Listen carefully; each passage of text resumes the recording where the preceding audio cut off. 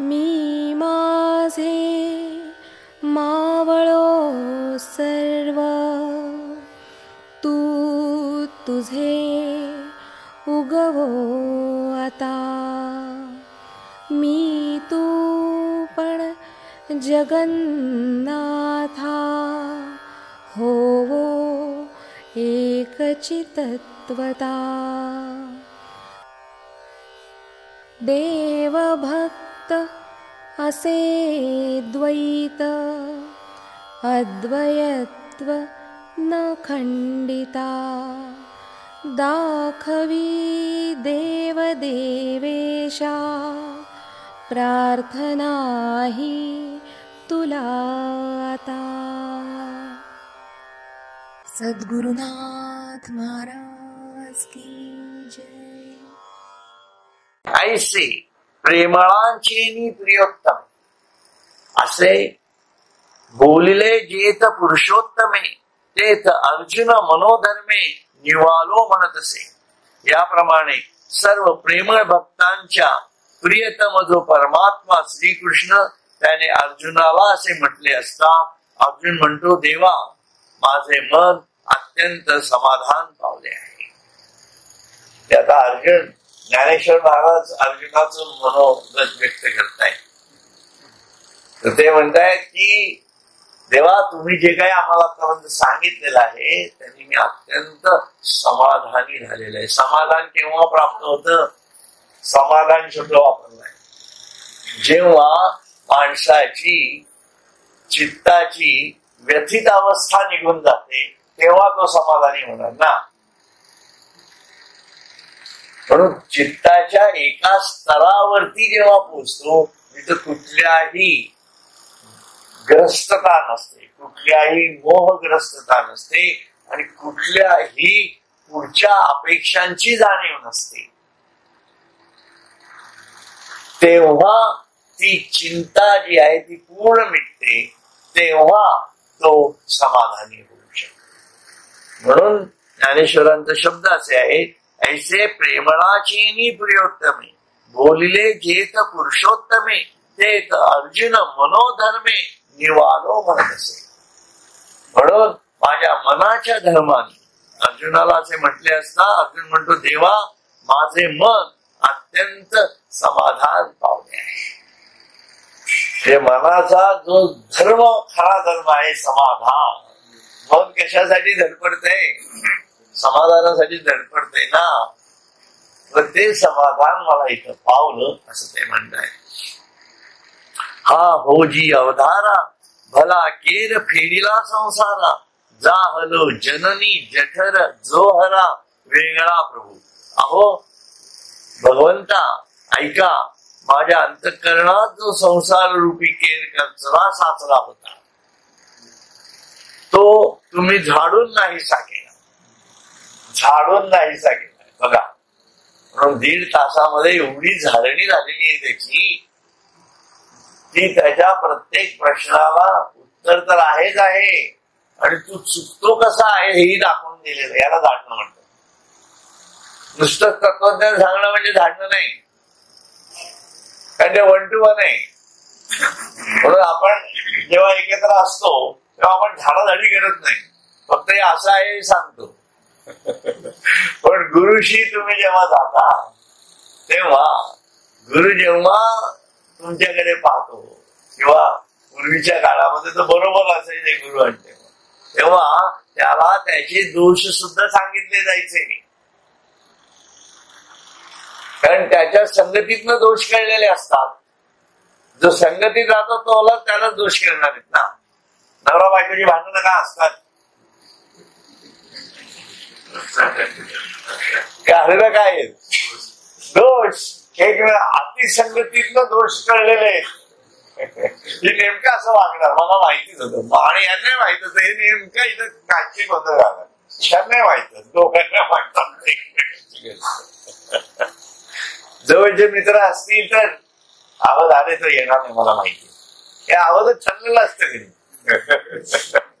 हा काहीतरी असे ते आपापल्या प्रत्येकाच्याकडे हे दोषाच्या जाणीवा गुणांची माहिती असतात, दोषांची माहिती असतात, परंतु त्या तत्वज्ञानाच्या जोरावर त्याच्या त्या दोषांची झाडणी केलेली आहे. म्हणजे त्याला चिंताग्रस्तपणा जो आलेला आहे, मोहग्रस्त झालेला आहे तो, की बाबा रे हे तू समजत, तू आठव ना यांनी काय केलंय तुझ्यासाठी.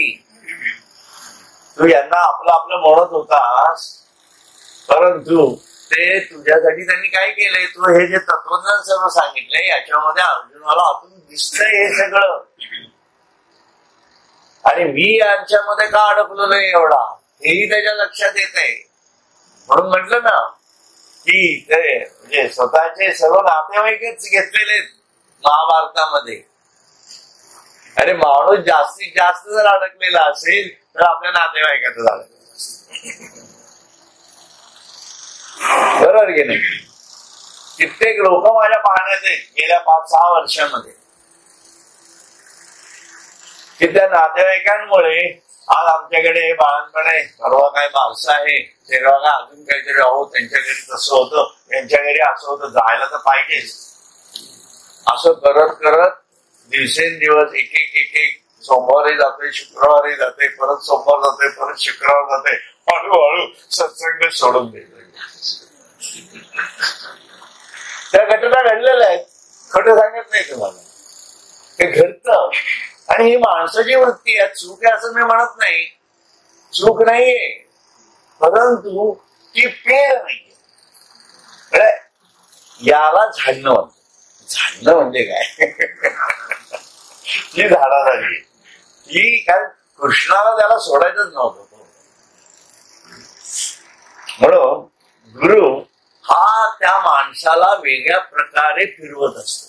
म्हणजे स्वामींच्या म्हणजे वडिलांच्या जीवनामध्ये असे कित्येक शिष्य येऊन गेलेत.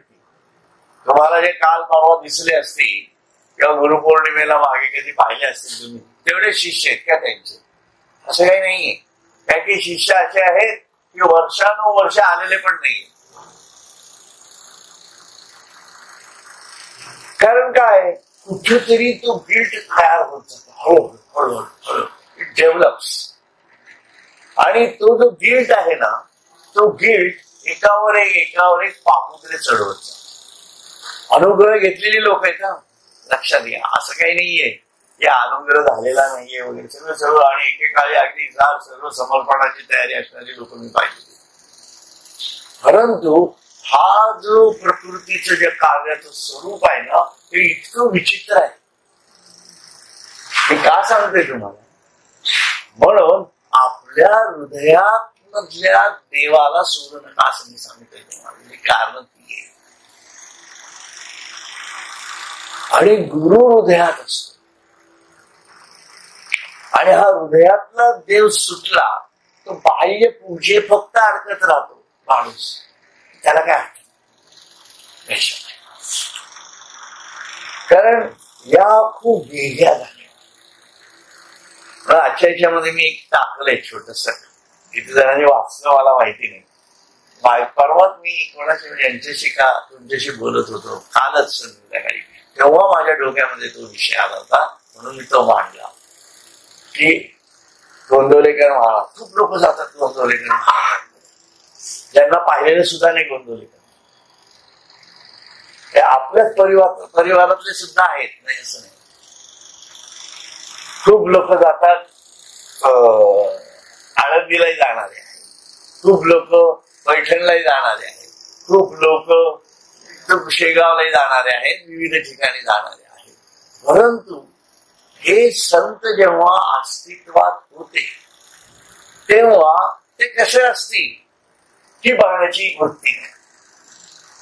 इथं माणूस आपल्या जीवात्म्याची उत्क्रांती थांबवतो. लक्षात मला म्हणायचं ते आहे.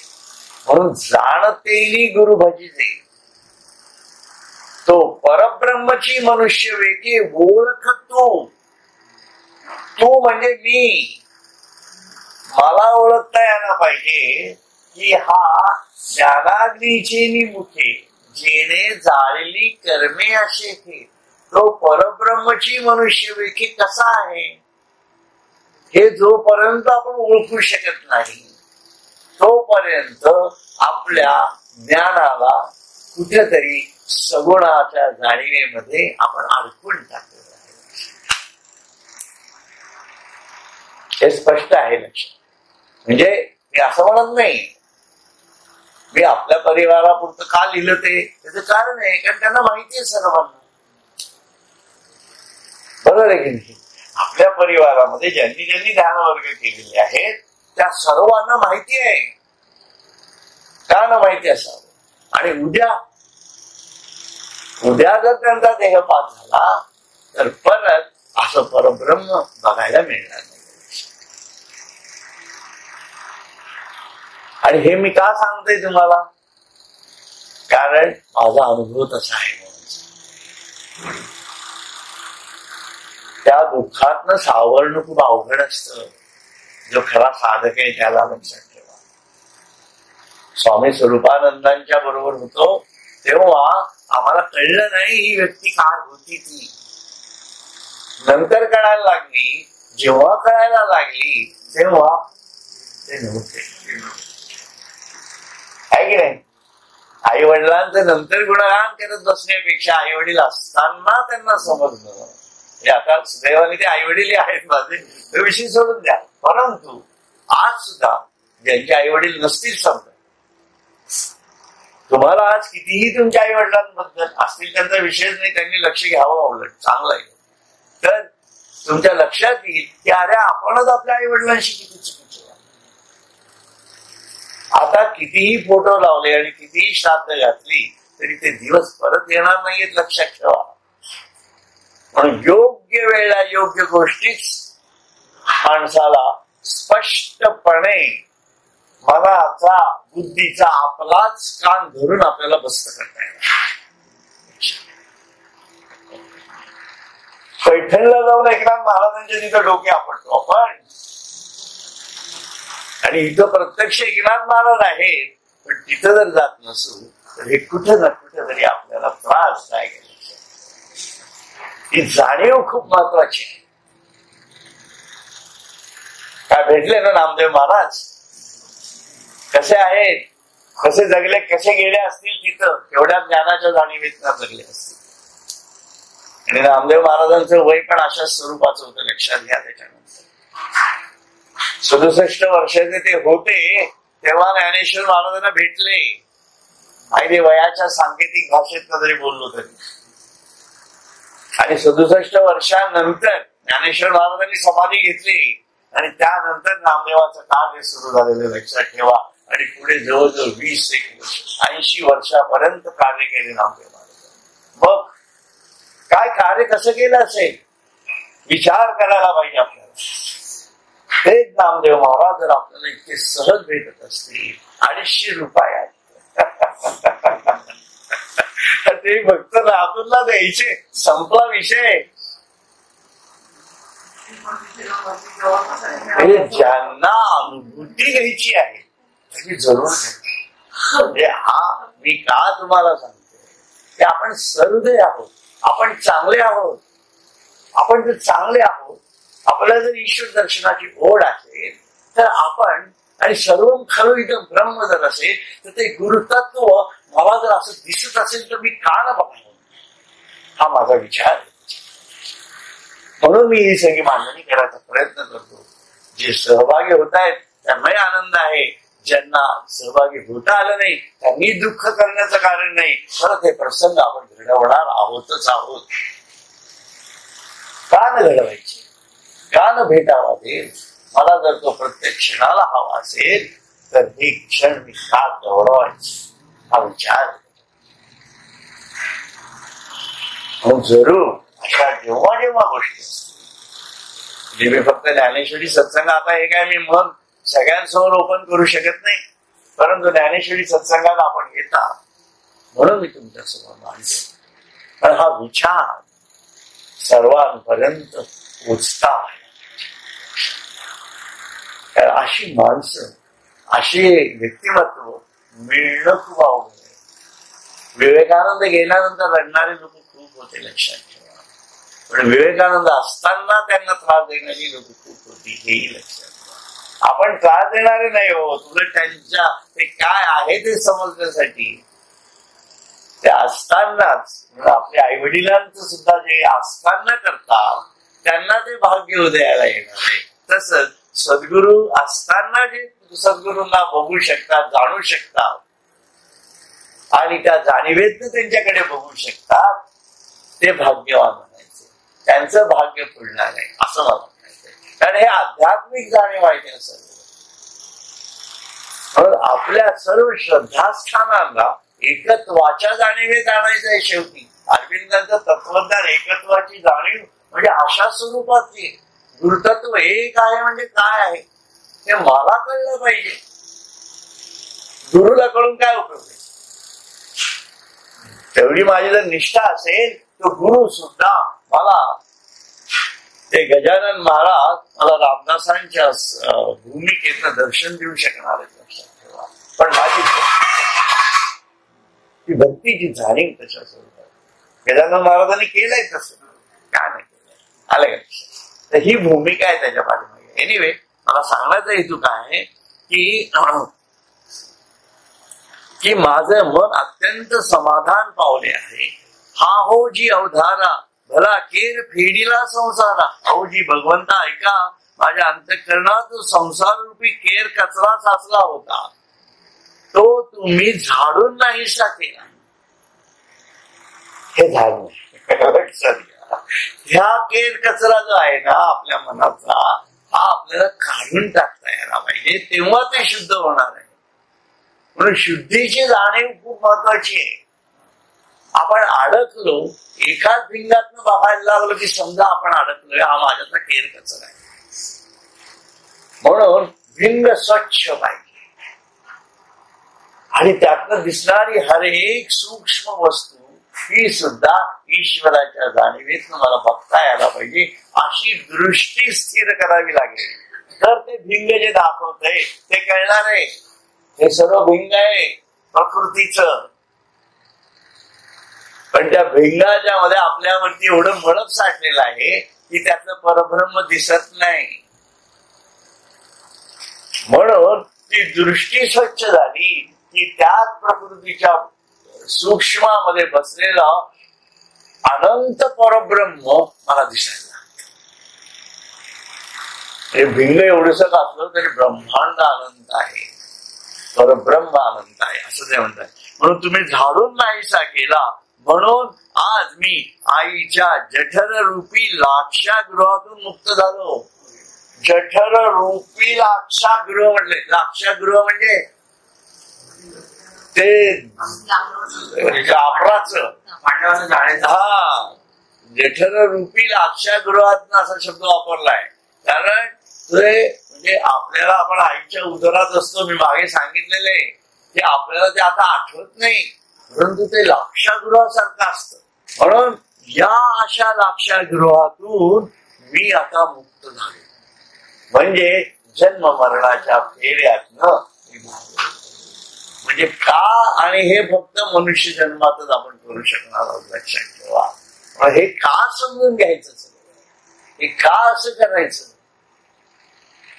आणि जेव्हा तुम्ही आत्मस्वरूपामध्ये जाता तेव्हा ते परब्रह्म प्राप्ती जेव्हा होते, ते झाल्यानंतर मग तुकाराम म्हणतो की आता माझं काहीच नाही, सुखी घालावे गर्भवासी. कारण मी नंतर जो येणार आहे तो अबोध मनाच्या जाणीवेतून direct action by the god for the god, ही डायरेक्ट ऍक्शन आहे. म्हणून हे जे संत सत्पुरुष आपल्याला दिसत आहे, हे परत जेव्हा जन्माला येत आहेत, झाले म्हणजे ज्ञानेश्वर महाराज आहे, निवृत्तीनाथ आहे, हे जे सर्व संत मंडळी आहे, हे परत जन्माला आले. कारण हे गेल्या जन्मीच घेऊन आलेले आहेत. गेल्या जन्मीचं काय घेऊन आलेले आहे? गेल्या जन्मीचं आत्मज्ञानाच्या परब्रह्माच्या अवस्थेतल्या जाणीवा घेऊन आलेले आहेत आणि काहीतरी मिशन घेऊन आलेले आहेत की त्या संकुलामध्ये त्यांना त्या लोकांचा उद्धार करायचा होता, म्हणून जन्माला आलेले आहेत.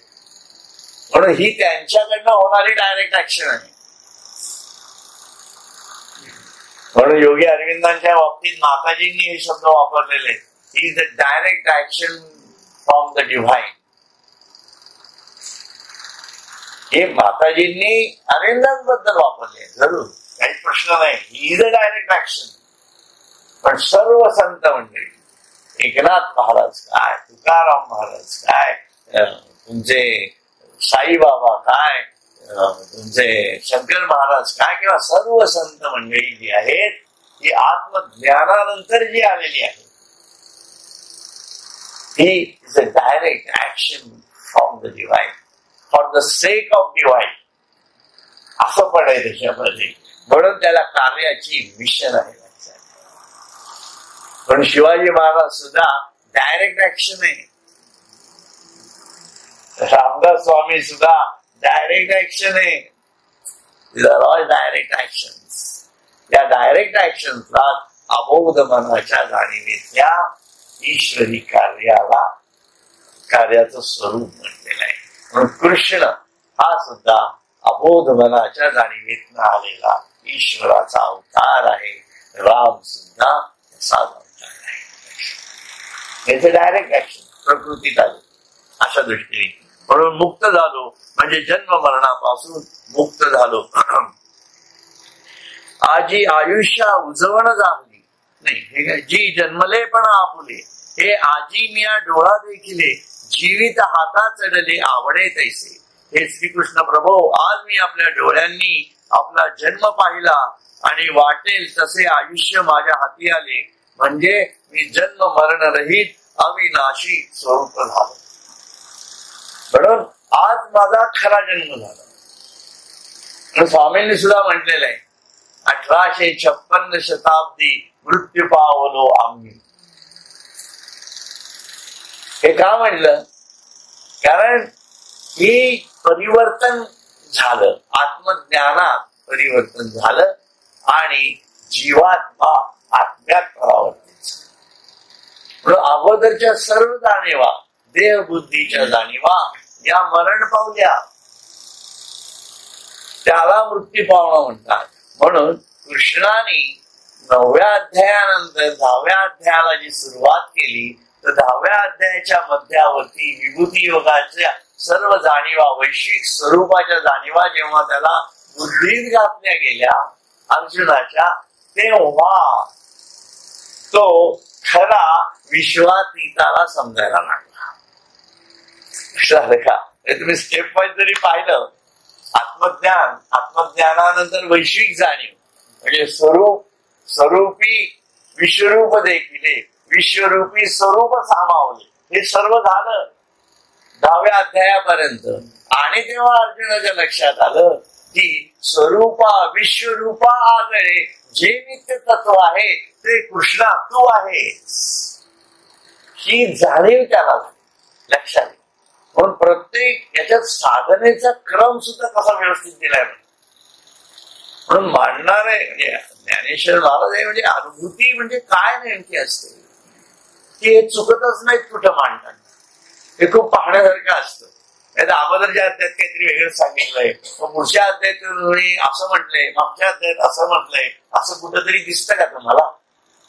असं कुठं दिसत नाही. जे चालतं ते एका, म्हणून याला अनुभूती लागते. ज्याला अनुभूती असते तो चुकायचा विषयच येत नाही, कारण त्याचा तो प्रत्यक्ष प्रमाण असतं. अरे मी सांगतोय, तू कहता है कागज की लेखी, मैं कहता हूं आंखों की देखी. हा किती जाणीव म्हणून हे आपल्या अनुभूतीच्या जाणीवेतनं आपल्याला जेव्हा कळतं तेव्हा चुकणं हा विषयच येत नाही. मी सांगतो, हा शब्द छल करत असताना एखाद दुसरी इकडे तिकडे होईल, शब्द स्लिप आउट झाला, that is may be different. पण मूळ जाणीव कशा स्वरूपात चालली आहे हे शब्दातही ते तुला अडकत नाही, हेही तितकेच खरं आहे. कारण परा पश्यंती मध्यमा आणि वैखरीचं स्वरूपच त्या जाणीवेत नाही येतं त्यांचं. त्याच्यामुळे चुकणं हा विषयच नाहीये, खरं तर नसतोच. म्हणजे कुठल्याही संतांची वचनं कधी चुकलेली तुम्हाला दिसणार नाही, थोडी कॉन्ट्राडिक्ट केली आहे असं दिसणार नाही. हा, जे अज्ञानीच आहे ते काय वाटेल ते पडत, म्हणून त्यांना गाढवच म्हटले ना. म्हणून गाढवा पुढे वाचली गीता, जे आहे ते ठीक होतं असं म्हणण्याची वेळ. म्हणून जे ज्ञानी आहे, जे समजूतदार आहे, ज्यांना काहीतरी समजत आहे, यांच्या दृष्टीने जर विचार केला तर यांना त्याच्यात कुठे कॉन्ट्रडिक्शन दिसतच नाही. अशी भूमिका. म्हणून ते म्हणतायत आज मी आपल्या डोळ्यांनी आपला जन्म पाहिला आणि वाटेल तसे आयुष्य माझ्या हाती. वाटेल तसे म्हणजे मला जसं वाटलं तसं आयुष्य आता माझ्या हाती आलेलं. कारण हा मृत्यू झाल्यानंतर, आत्मज्ञान झाल्यानंतर, देहबुद्धी ते आत्मबुद्धी झाल्यानंतर येणारं जे आयुष्य आहे ते मी त्याच्याच जाणीवेतनं जगणार आहे. आणि ते जर त्याच्याच जाणीवेतनं जगणार असेल तर ते वाटेल तसं, म्हणजे त्याला वाटेल तसं मी जगणार आहे, मला वाटेल तसं नाही. केवढा अर्थ बदल आहे याच्यामध्ये. म्हणून नुसतं बरोबर वाचलं तर असं कसं म्हणतंय अजून असं वाटेल आपल्याला, परंतु तसं नाहीये ते. मला म्हणायचं हे की माझ्या हाती आले जे आयुष्य आहे ते मी आता तुला वाटेल तसे मी जगणार आहे.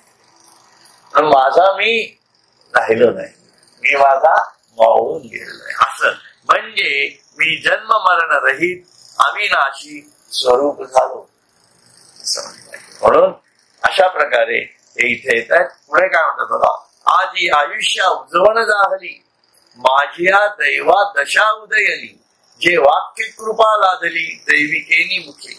म्हणून देवाच्या मुखाने माझ्यावर बोधामृत रूपी वचनांची कृपा झाली, म्हणून ते वचन ऐकून आज माझ्या आयुष्याची सफलता झाली व माझ्या दैवाच्या भाग्यदशेत प्रारंभ झाला. म्हणून आतापर्यंत जे काही तुम्ही मला सांगितलेले शब्द रूपात आणि आतापर्यंत जे अगोदरचं आयुष्य तुमच्या संगतीत घातलेलं आहे याचा जेव्हा मी मेळ घालतो आहे तेव्हा मला हे कळत आहे बघा की आता येणे वचन ते जागरे. आता तुझ्या या वचनांच्या अर्थरूप ज्ञान प्रकाशाने आतील व बाहेरील नाही आजी आयुष्या उजवण झाली, देवाच्या मुखाने माझ्यावर बोधामृत रूपी वचनांची कृपा झाली, म्हणून माझ्या दैवा दशा उदयली. म्हणून ते वचन ऐकून आज माझ्या आयुष्याची सफलता झाली. माझ्या दैवा दशा उदयली, ही दशा जी उदयली आहे तर अगोदरची दशा ही अज्ञानाची होती, मोहग्रस्त होती. त्याच्यातनं ती दशा बदलून मी नवीन दशेत मी उदय पावलेलो आहोत तुझ्या या बोधामृतामुळे व माझ्या दैवाच्या भाग्य दशेत प्रारंभ झालेला आहे. म्हणून आता खरं माझं भाग्य उदयलेलं आहे. म्हणून आता खरं भाग्य माझं उदयलंय असं तो अर्जुन म्हणतोय. आता येणे वचन ते जातारे फिटले आतील बाहेर आणणारे, म्हणून देख तसे साचोकारे स्वरूप तुझे. आता तुझ्या या वचनाच्या अर्थरूप ज्ञान प्रकाशाने आतील व बाहेरील अज्ञान व अंधकार नाहीसा झाला, म्हणून आता तुझे खरे स्वरूप मी पाहत आहे.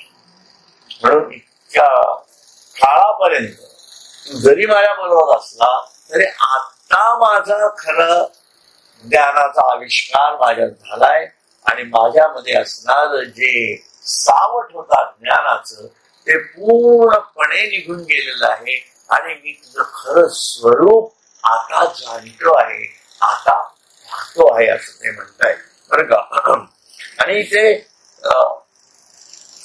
साचो कार्य म्हणजे खरं स्वरूप, सत्य स्वरूप तुझं मी आता खरं जाणतो आहे असं देवी बुद्धी योगाच्या याच्यात म्हणताय.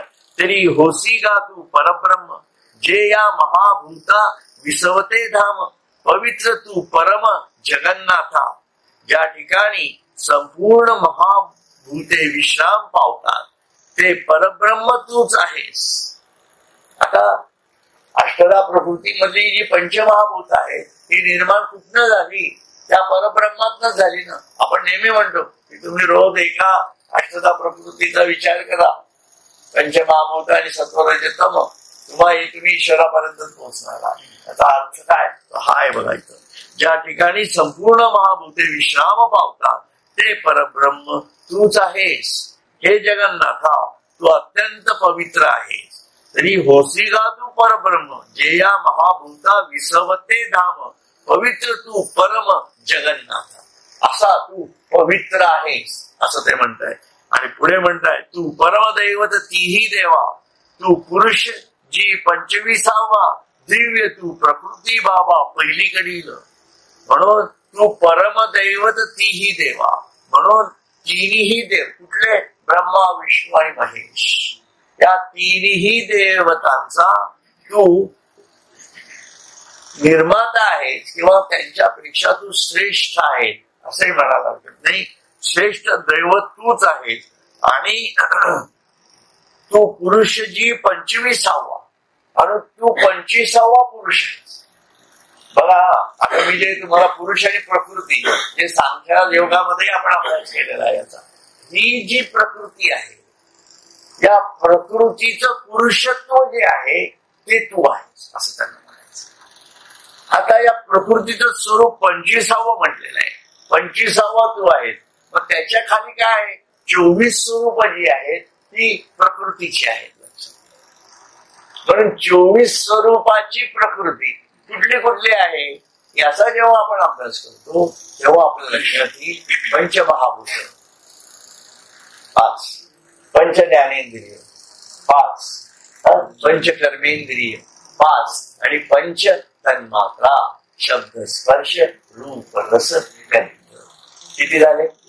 20 झाले. आणि या सर्वांमध्ये जे तयार झालेलं आहे आपलं ते अंतरंग चतुष्टय म्हणजे 4. म्हणजे ही 24 प्रकारची गुणात्मक प्रकृती जी आहे त्याच्या अतीत असणार 25वे तत्व म्हणजे माझ्या आत्म्याचं चैतन्य, ते तू आहेस. म्हणून या प्रकृतीला पुरुषाच्या जाणीवेतनं तो जेव्हा कार्यरत करतो तेव्हा तो पुरुषोत्तम होतो. म्हणून आपल्या प्रकृतीवरती, आपल्या मनावरती, आपल्या बुद्धीवरती, आपल्या पंच ज्ञानेंद्रियांवरती, आपल्या पंच कर्मेंद्रियांवरती अंतरंग चतुष्टयाची पहिली जाणीव जेव्हा सुरू होते, अंतरंग चतुष्टयाचं सुरू करावं लागतं, तेव्हा मग या सर्व प्रकृतीवरती ताबा येतो आणि मग आत्मज्ञान होतं. तेव्हा त्यालाच प्रकृती पुरुषाचं ऐक्य म्हटलेलं आहे आणि तो पुरुषोत्तम होतो. शेवटी इतकं ते आपल्याशी निगडीत होऊन जातं. हा सर्व सांख्ययोग आहे.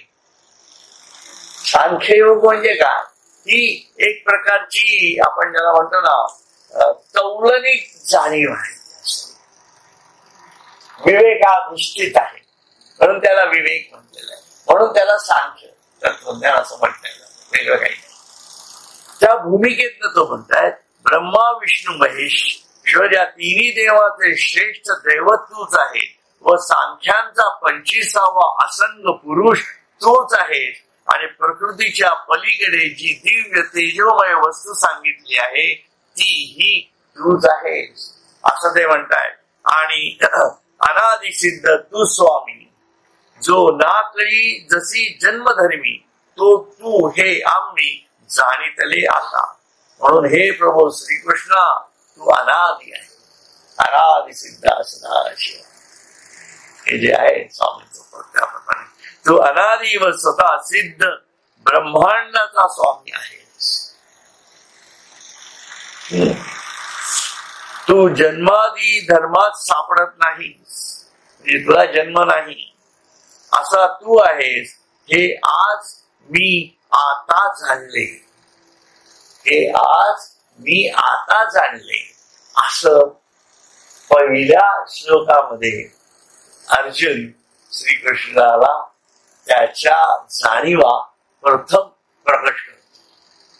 इतके वेळ दिवस इतके 1.5 तासाच्या अगोदरच्या सर्व कालावधीत अर्जुनाने त्याचं असं मन कधी उघड केलं नव्हतं. तो मोहग्रस्तच होता. पण आता त्याच्या पूर्णपणे लक्षात आला आहे की कृष्ण हा कसा पुरुषोत्तम आहे, तो कसा सर्वांच्या अतीत असणारी ईश्वरी अजन्मा विश्वातीत वस्तू आहे हे त्याच्या आता लक्षात आलेलं आहे. आणि या नंतरचा जो भाग आहे तो अर्जुनाचाच आहे. परंतु तो म्हणतो आहे आहुस्त्वांशया सर्वे देवर्षी नारदस्तथा असितो देवलो व्यासा स्वयं चैव ब्रवीषी मे. म्हणजे हे देवा सर्व म्हणजे आतापर्यंत सर्व ऋषी देवर्षी नारद त्याचप्रमाणे असित देवल व्यास हे सर्व ऋषी आहेत. हे सर्व तुझ्याविषयी असेच सांगत असत आणि प्रत्यक्ष तूही आपल्याविषयी असेच मला सांगत आहेस. तो कंपॅरिझन करतो आहे. बघा आपलं पण असंच होतं. आपण जेव्हा आपल्या गुरुकडे जातो आणि गुरुचं तत्वज्ञानाचा अभ्यास करत असतो तेव्हा तो गुरुनी काय सांगितलेलं आहे, अगोदरच्या सर्व उपनिषदांनी काय सांगितलेलं आहे आणि आपले गुरु काय सांगत आहेत याची जेव्हा एकरूप जाणीव होते, ती जाणीव जेव्हा त्याला झाली की अरे माझे गुरु आणि अगोदरचे जे सर्व ज्ञानेश्वर महाराज होऊन गेले, नामदेव महाराज होऊन गेले, ते पण हेच सांगतायत. आणि तेव्हा त्याला तो जो गुरुभाव तयार होतो त्याचा तो गुरुभाव अर्जुनाचा आता कृष्णाबद्दल तयार झालेला आहे. नारद मुनींसारखी लोकांची अभ्यास त्यांनी केलेला आहे तत्वज्ञानाचा, लक्षात घ्या. महर्षी व्यासांच्या तत्वज्ञानाचा अभ्यास केलेला आहे. या सर्व ब्रह्मर्षींचा अभ्यास त्याचा झालेला आहे आणि त्या जाणीवा आणि कृष्ण जे सांगतोय स्वतः ते तेच आहे. पण जर ते तेच असेल आणि कृष्ण स्वतः एवढं कॉन्फिडेंटली सांगताय मला सर्व आणि मी माझ्या जीवनातही ती अनुभूती घेतलेली आहे, तर तोच खरा देव आहे अशा भूमिकेवरती तो येऊन पोहोचलेला आहे. किंबहुना त्याचा अंतरंग त्या स्वरूपात. म्हणून आपल्या जीवनात सुद्धा आपण बघताना इतक्या मोकळेपणाने तत्वज्ञानाचा अभ्यास करावा, आपल्या गुरूंचाही अभ्यास करावा. गुरु बोलतायत अगोदरचे काय आहे आणि या सर्व जाणीवा माझ्यात कशा आहेत हे मला समजणं खूप गरजेचं आहे. आणि माझे गुरु मला कशा प्रकारे जीवनात घडवत आहेत हे जेव्हा मला कळतं तेव्हा आपल्या जीवनातले सर्व मोह भयग्रस्तता हे सर्व निघून जाते. म्हणून भीती घालवण्याचं, आपल्यातले सर्व मोह माया नष्ट होण्याचं एकमेव जे स्थान आहे ते गुरुस्थान आहे हे लक्षात ठेवा. आणि तो गुरु आपल्या हृदयामध्ये सतत जागृत ठेवणं गरजेचं आहे. आणि त्यासाठी व्यावहारिक गुरु, व्यावहारिक म्हणण्यापेक्षा आध्यात्मिक गुरु जो या पृथ्वीवरती अवेलेबल असतो त्याचा सत्संग तेवढा महत्वाचा असतो. म्हणून तो गुरु सुद्धा साक्षात परब्रह्मच असतो. ही भूमिका अत्यंत महत्वाची आहे. आणि हे तत्वज्ञान गुरुगीतेमध्ये आदिनाथांनी भगवान शंकरांनी पार्वतीला सांगितलं आहे. पार्वती म्हणजे प्रकृतीच्या स्वरूपात सांगितलेलं आहे की मी तुझ्या प्रकृतीत कशा प्रकारे बसलेलो आहे. हे ते त्याचं महत्व आहे. तर या मोडवरती आपण थांबूयात. आता पुढच्या शुक्रवारी आपला सत्संग त्याप्रमाणे सुरू आहे.